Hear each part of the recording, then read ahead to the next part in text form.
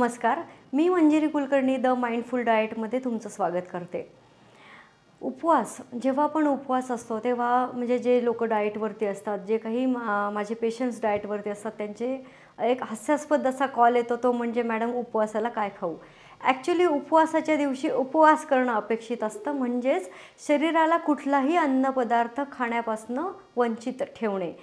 तर तुम्हाला माहिती आहे का की उपवास ही अत्यंत चांगली अशी डिटॉक्सिफिकेशन प्रोसेस आहे, ज्यामध्ये तुमच्या लिव्हरला आराम मिळून तुमचं शरीर उत्तम प्रकारे डिटॉक्सिफाय होऊ शकतं। म्हणजे शरीरामध्ये सातत्याच्या खाण्याने किंवा लाईफस्टाईल डिसऑर्डर्समुळे जे काही टॉक्झिन्स तयार होतात ते उपवासाच्या दिवशी एलिमिनेट केले जातात। तर जनरली उपवास करणं म्हणजे खूप लो कॅलरी डाएट घेणं अपेक्षित असतं।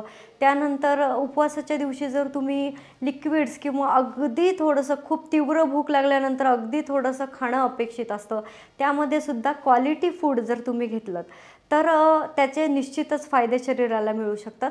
तर उपवासाचे असे 1-2च पदार्थ आहेत जे तुम्ही उपवासाच्या दिवशी अत्यंत कमी प्रमाणामध्ये कंझ्युम करायचे आहेत। त्यामध्ये सगळ्यात महत्त्वाचा पहिला पदार्थ म्हणजे राजगिरा। तर राजगिरा कुठल्याही फॉर्ममध्ये अत्यंत कमी प्रमाणात जर तुम्ही कंझ्युम केला तर त्याचे फायदे असे आहेत की राजगिऱ्यामध्ये भरपूर कॅल्शियम असतं, ते तुम्हाला मिळेल।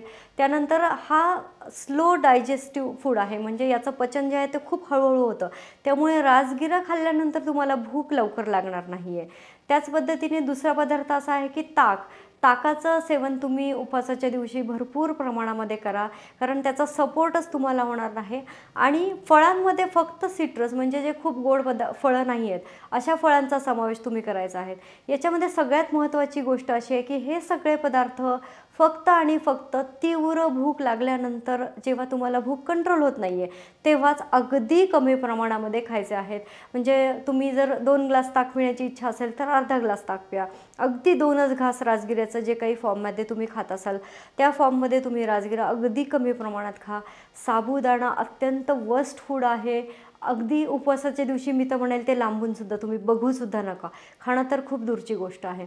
त्याचे ॲडव्हर्स इम्पॅक्ट, खूप वाईट परिणाम शरीरावरती होत असतात। त्यामुळे उपवासाच्या दिवशी शक्यतो उपवास करा, शरीराला ताण द्या।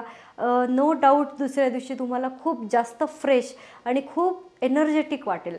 तर उपवास जर अशा पद्धतीने तुम्ही केला तर तरच तुम्हाला उपवासाचे फायदे हे 100% मिळणार आहेत। धन्यवाद। अशा छोट्या छोट्या टिप्स मिळवण्यासाठी द माइंडफुल डाएट या चॅनलला लाईक करा, सबस्क्राईब करा आणि शेअर करा।